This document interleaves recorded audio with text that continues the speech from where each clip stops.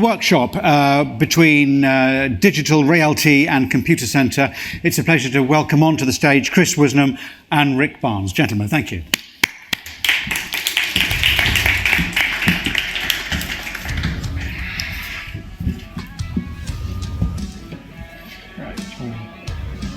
Right, well, wonderful. So, look, nice to meet you. I'm Rick, here from Computacenter, and I'm joined here today by Chris. Hi, yeah, I'm from Digital Realty. So I'm one of our strategic pursuit specialists. So my job here at Computacenter is I help customers turn their kind of ambitions in terms of AI infrastructure and clusters into sort of production reality, but we can't do that without the infrastructure of folks like Digital Realty. So Chris, what do you do? So I'm on the advanced engineering team. So we're involved with making sure our buildings align with the requirements of these new generation of equipment that we're seeing. Wonderful. And on the topic of generations of equipment? Yeah, so we've put together a kind of brief AI timeline. It's very easy to get stuck with where you are today. So just pulling together some data. So in 2016, there was a report issued that stated that conversational agents should be, at best, ready by 2030. And then obviously the DGX A100 launched in 2020. As one of my earlier projects in Digital Realty, we actually deployed some A100s way back when. But as you can see, ChatGPT launched in 2022, slightly ahead of 2030. And then finally, we've seen the NVIDIA roadmap really ramp up to the once-a-year release cycle. So we've got GH200, GB200, and now GB300. On the end of that, obviously, we've got a healthy roadmap from NVIDIA to state that, obviously Rubin's coming next year. But along with that, it's not just NVIDIA. We've obviously got the report this week launched from HSBC in partnership with IBM talking about quantum and its implications in the future as well. So there's certainly a few changes in the pipeline. Definitely. And whereas with like A100, H100, it was just another server, these AI-ready infrastructures are now far more complex to implement with highly demanding liquid cooling and other environments, which is why here at Computacenter we're partnering with organizations like Digital Realty. We can't deploy these AI-ready infrastructures into classic data centers. They need to be production-ready for liquid cooling. So Chris, do you want to introduce Digital Realty? Sure. So, yeah, who are Digital Realty? Hopefully you've heard of us. But so we are over 300 data centers. We're the world's largest owner-operator of data center facilities in terms of capacity across 6 continents and over 50 metros. The thing that we try and bring to our customers is predictability and consistency in deployment. So we have over 15 years of 5 nines availability on our infrastructure. We've been a data center operator for over 20 years, which in today's game is a long time. So that's really our value proposition to customers. And with that, we're very clear in that what our interest is for customers is being the center of data. So we aren't looking to operate services over and above the data centers. We are a pure data center owner-operator, which is where partnerships like with Computacenter are vitally important to us because we need partners like Computacenter to be able to service our customers.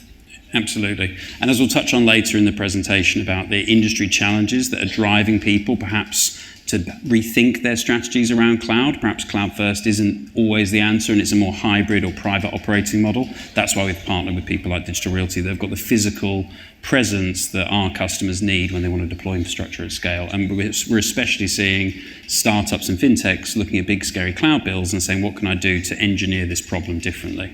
And there's a few challenges along the way with doing that, isn't there, Chris? Yeah, for sure. So, admit me, I'm an engineer, so I always like to talk about the technical aspects. So from my world, the 5 essential things that I see changing over sort of legacy workloads are, we have structural concerns where, cabinets are getting heavier, so 1,500 kilos plus, so, that's jumping up.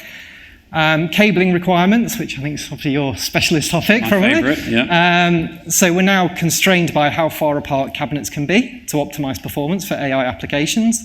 The obvious one, which is electrical, it's in pretty mainstream media about the power required to run these kind of data centers and the power availability from national grids. Mechanical, so we're now changing from, if you think about it from our perspective, historically, we had an air-cooled suite, so all your equipment was cooled by the air. There was a nice, pardon the pun, air gap of responsibility in terms of SLA. Nowadays, with the uprising in liquid cooling, that means that we're now putting liquid into customers' cabinets. That means there's a lot more SLAs and liability kind of concerns around that as well, a lot more to be thinking about. And finally, interconnection.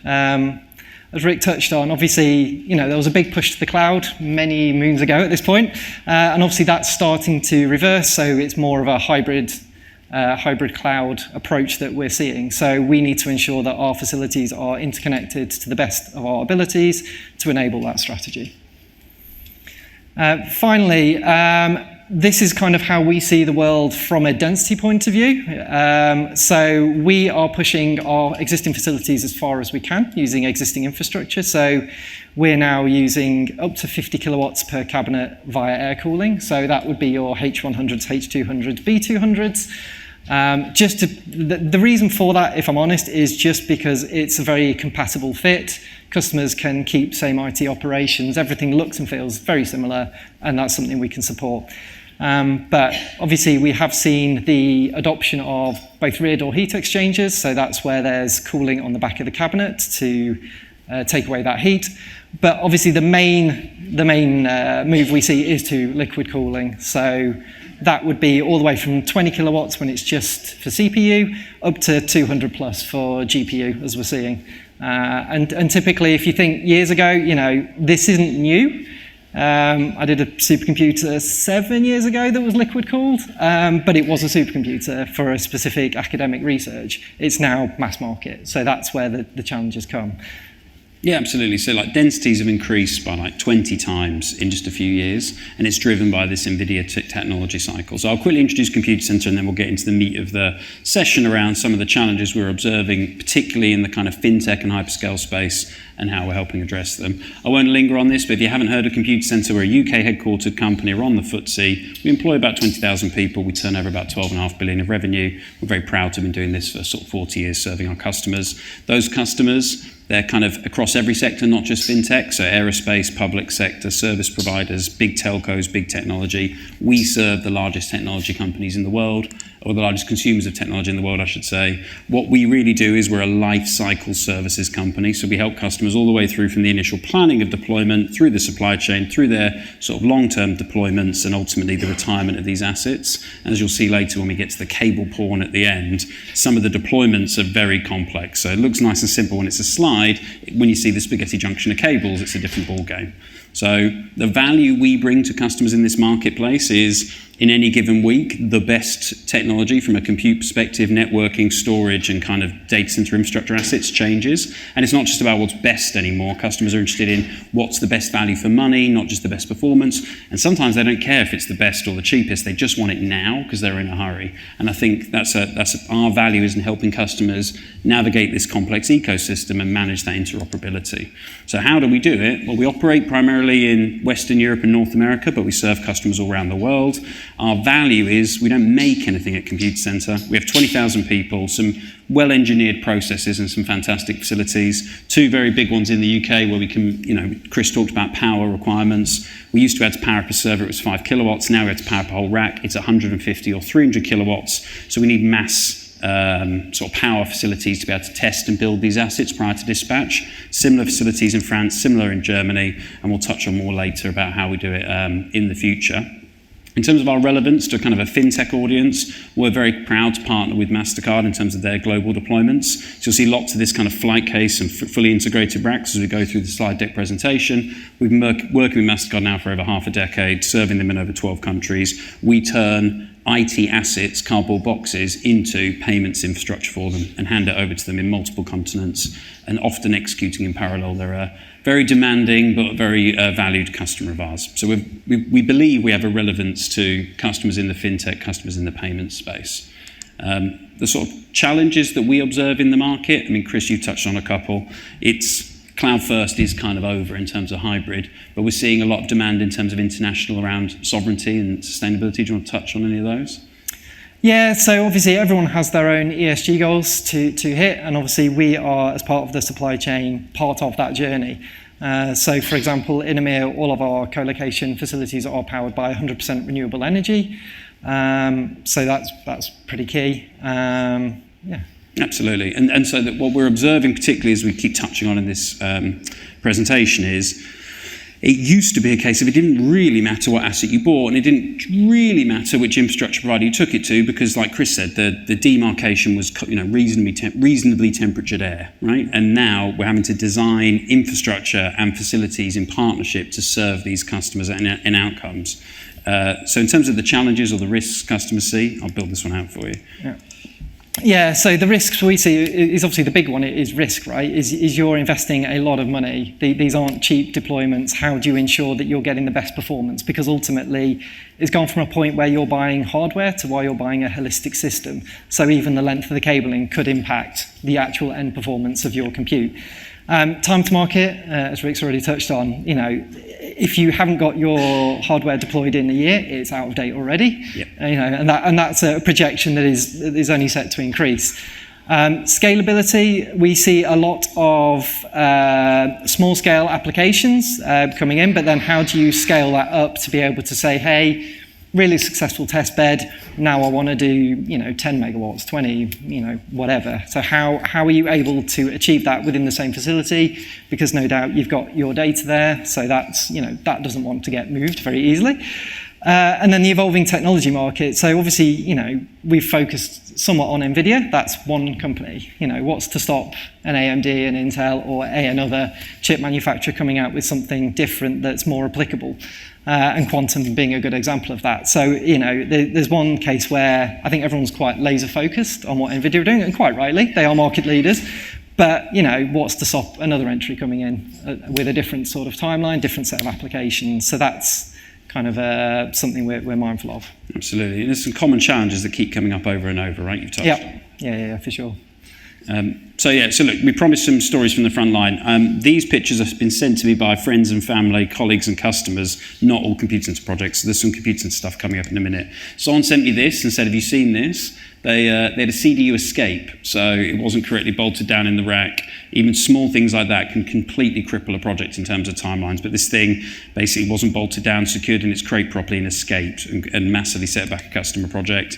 I had another customer say, have you seen this? They had a couple of devices where they got skewered by a forklift truck, completely demolishing some critical switches that they needed to go live. And we had another customer say, why did we not take your advice, but we pitched them. We said, you're going to struggle. They said, we'll be fine. This is a picture of what our warehouse looks like when we get like a modest delivery of servers. These days, there's only one in each of those boxes. These things are physically huge. So if you imagine like a loading bay at a data center, these things aren't warehouses. They are big enough to park a truck in. You can't physically deploy that scale of infrastructure. So how do we do it for customers? Well, we build production appropriate infrastructure for deployment. So whether we're dealing with liquid cooled compute blades that we transport separately on those little trays you see there, so we can stop those kind of high performance network fabrics from bumping along as they go along the road. We sort of pack each element separately. Whether we're using the flight case service to physically isolate the racks from things like forklift accidents, things like bits of equipment falling out of trucks.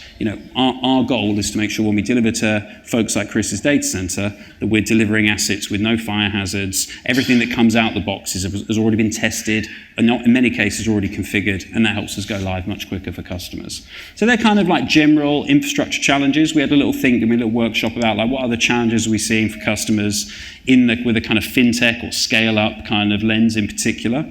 I think you touched on earlier about project delay. Yep. Sometimes when we're dealing with startups, the success or failure of one of these deployments, transitioning them from public cloud to on-premise or helping them birth a new cluster, that can be the difference between success and failure. Some very difficult conversations with their finance directors. So the challenge is about making sure there's no delays, making sure that costs are aligned to expenditure, and we underwrite cluster builds in partnership with folks like Digital Realty. So we say, do not pay for it until it's built, and that helps customers massively. The confidence we can inject into their process in terms of building these things out. Similarly, when it comes to paperwork, there can be millions of assets in these 100,000 GPU clusters. And someone has to manage all the paperwork, the engagement with a huge supply chain full of companies to make sure that when we say it's been delivered and they're being presented with the bills, that all those assets were delivered, have been captured appropriately. And obviously working at scale is really tricky in this marketplace. working globally. I mean, how many sites are you guys in now? Yeah, so over 300 in over 50 metros. So worldwide reach from a facility point of view.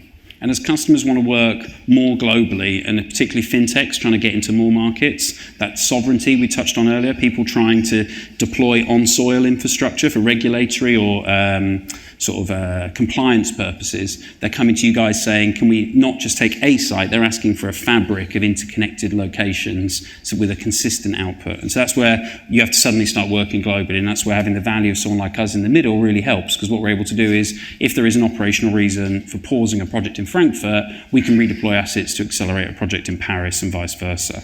And when you're working cross-border with global logistics, export compliance, regulatory assurance, that we've seen with GPUs in particular, huge constraints. The American government gets involved in saying who's allowed to buy what, even if America's not involved in the transaction.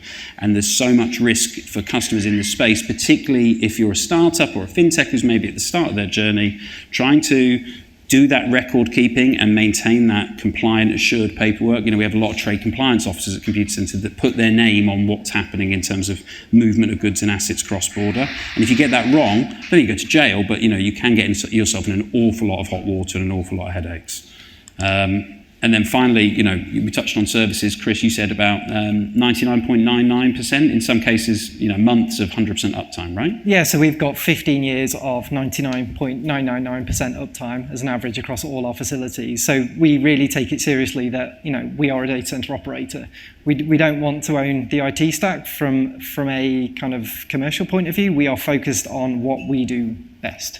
Absolutely. And if you're running payment services or financial services, you haven't just got regulatory compliance. You can make front page news if people can't pay for groceries at the checkout or fuel at the petrol station. So we take this very seriously when we're helping design and deploy these large scale infrastructures. And obviously so do Digital Realty. But there's so much friction that customers have in trying to provision these services. When you start operating at scale, you don't just want to take like a warranty pack. You need a custom support wrapper. So you've got a fantastic facility from Digital Realty, but that's only 99.99999% uptime until a piece of infrastructure fails. And that's not Digital Realty's fault if it's your server, your switch, your firewall, your load balancer, so on and so forth. So we build and work with customers to build resilient service arrangements so that the physical assets or the engineers are on site doing an immediate response, so we can restore capacity into these payment networks or critical national services so that the world can continue to turn, payments can continue to flow, and our agility and assurance, particularly when it comes to commercials for these customers, is key to that.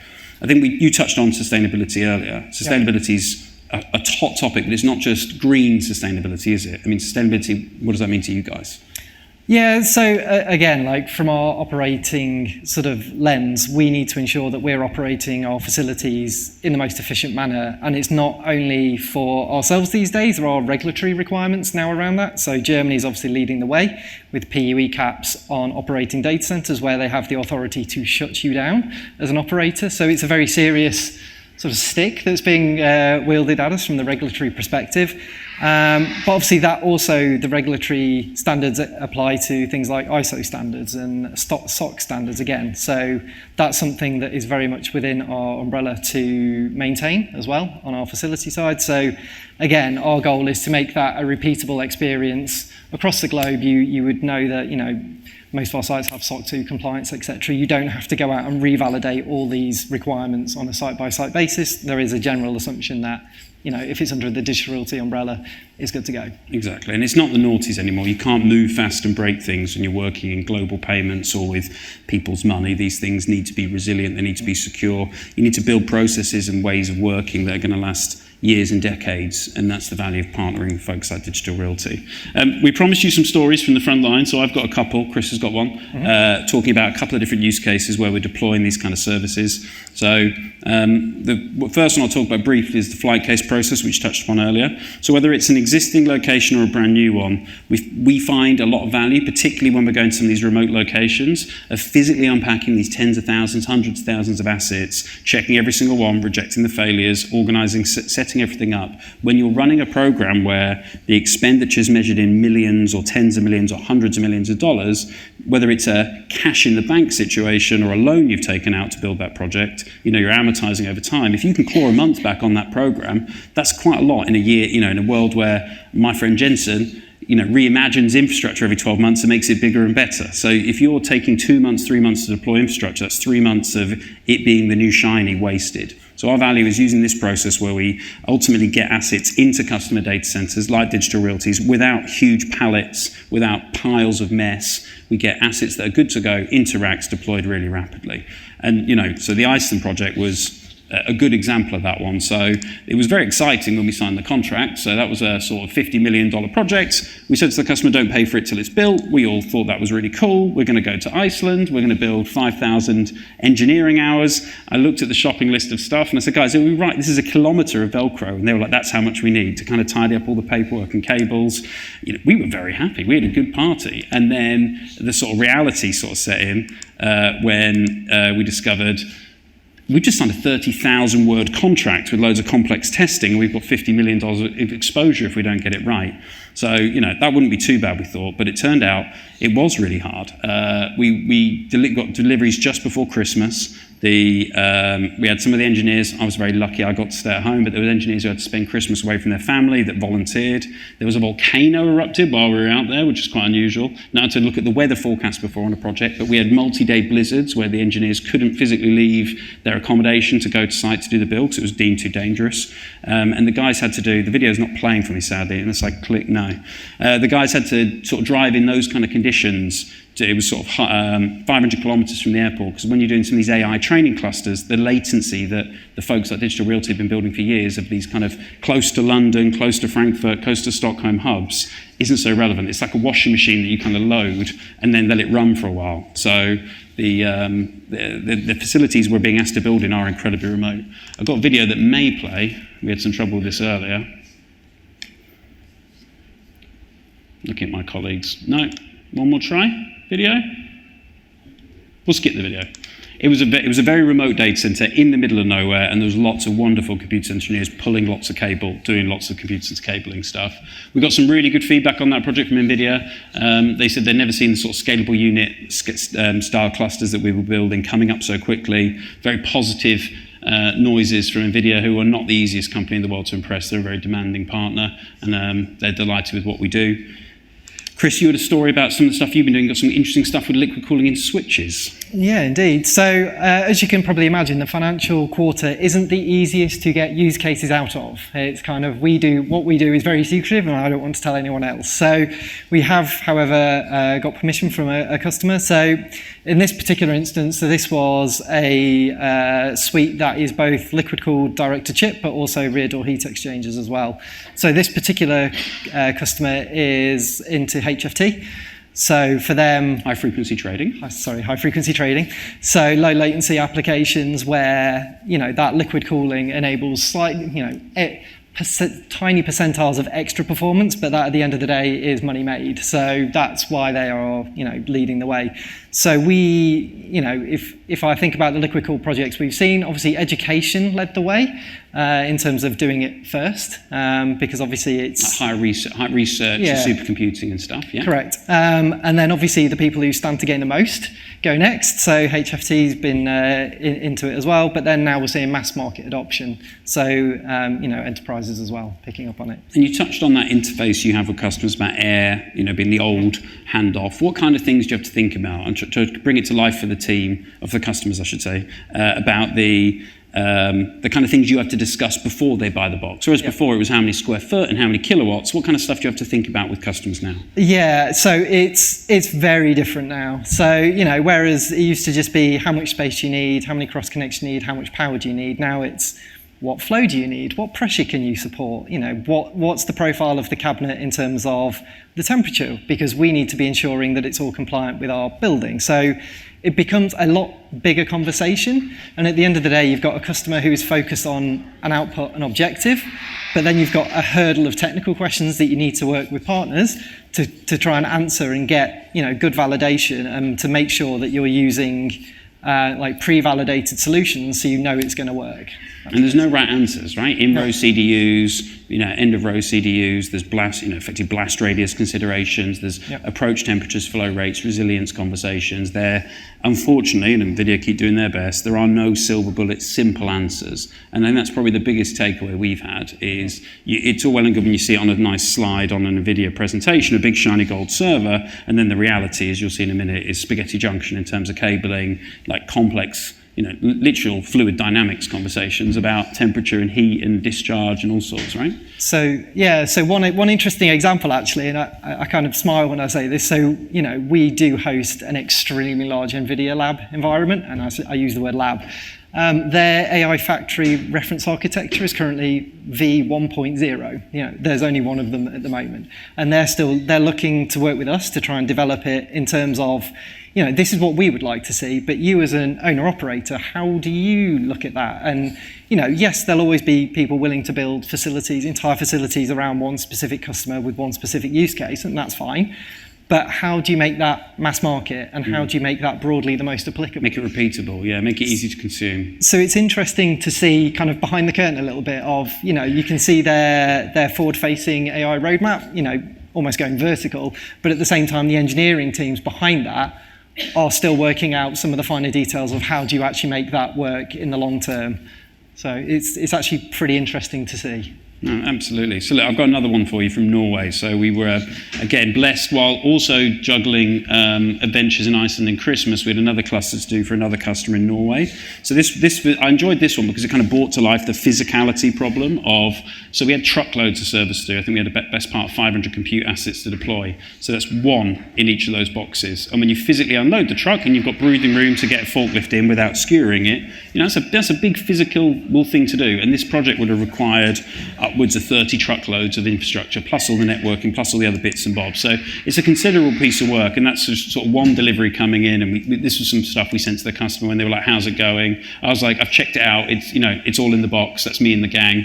But that was like one sort of truckload, just boils down into a kind of handful of those cases. So we managed to get them up onto the build floor within 24 hours with the guys logging in, doing some tests, making sure it was all good. And the net result was we did this particularly large GPU as a service kind of cluster up in Norway. The guys had to install 10,000 cables, which we'll touch on in a minute. That's where the real friction comes in on these things. Again, customer had zero waste to landfill. They were very pleased with that. We had over 500 compute devices to physically deploy, and the poor guys in Hatfield sent me a video of going. I was like, "What's this?" And they were like, "Oh, it's us putting a hard drive in." I was like, "Isn't there a lot of those?" They said, "There's 11,000, Rick." And I was like, "Well, we said we'd do it, so we did it." So sometimes the things we do are quite menial for customers, but that's the value we bring to them, right? Is if you're a fintech and you employ 30 people, or a huge hedge fund and you employ hundreds of people, you don't want people doing menial stuff like unpacking stuff and putting it in, plugging in drives, and that's what we do. Absolutely. The customer was delighted. They've been a roaring success as a service provider with lots of recent press, and we're hopefully going to collaborate with them building a lot more clusters. I touched on cabling a lot. I promise the techie people, and I don't think we've got as many in this audience as we have had in other shows. Techies love cabling. I've got a controversial character on screen, but he operates one of the largest GPU clusters in the world, right? So Elon Musk, XAI, he was on a podcast, and if the sound works, he'll say it. The most difficult part of deploying clusters, he said, was the cabling, and that's where it's one of the many things that we specialize in. So I don't know if the sound can be made to work this time. So I try to do whatever the people at the front lines are doing. I try to do it at least a few times myself. So connecting fiber optic cables, diagnosing a faulty connection, that tends to be the limiting factor for large training clusters, is the cabling. There's so many cables.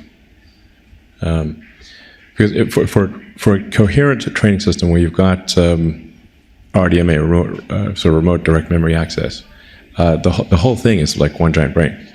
So you've got any-to-any connection. So it's the any GPU can talk to any GPU out of 100,000. That is a crazy cable layout. So we're very proud to support organizations like that one and others in these large-scale deployments. So the physical showing up and plugging in one cable is a trivial act. It's the planning in advance, working with the folks at Digital Realty to make sure the roof can support the physical weight of the cables we're trying to deploy.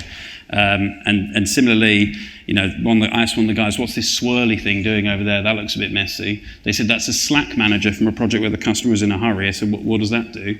They said, if you've got like 1,000 cables and they've got like a couple of meters spare each, that's like 30 kilometers, that's like 3 kilometers of cable. If you've got 10,000 cables and you've got 10 meters spare each, that's an awful lot. That's almost further than driving to the data center in Iceland.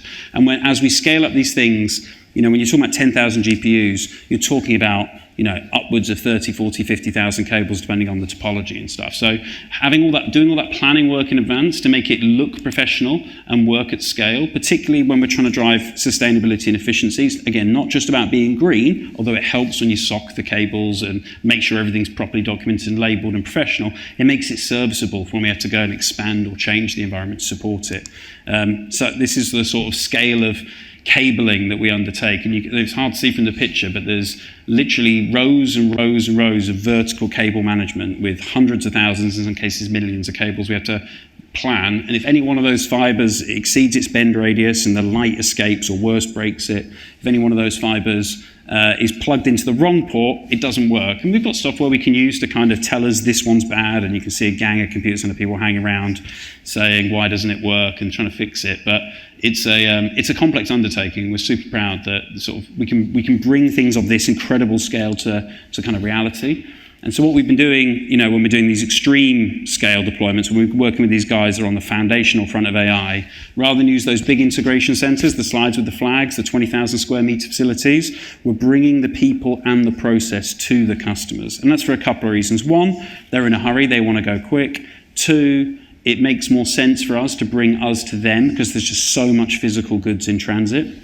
And the final thing, and we'll touch on it, take my punchline away, we couldn't do anything with liquid-cooled racks. We didn't have the facility to power up. We don't have the luxury that Chris enjoys of megawatts of cooling and stuff for liquid-cooled racks, but we're making some investments to be ready to handle those in 2026. So, we've got a very brief video of the guys in action. If you really love cables, you'll appreciate it. If you don't, you won't.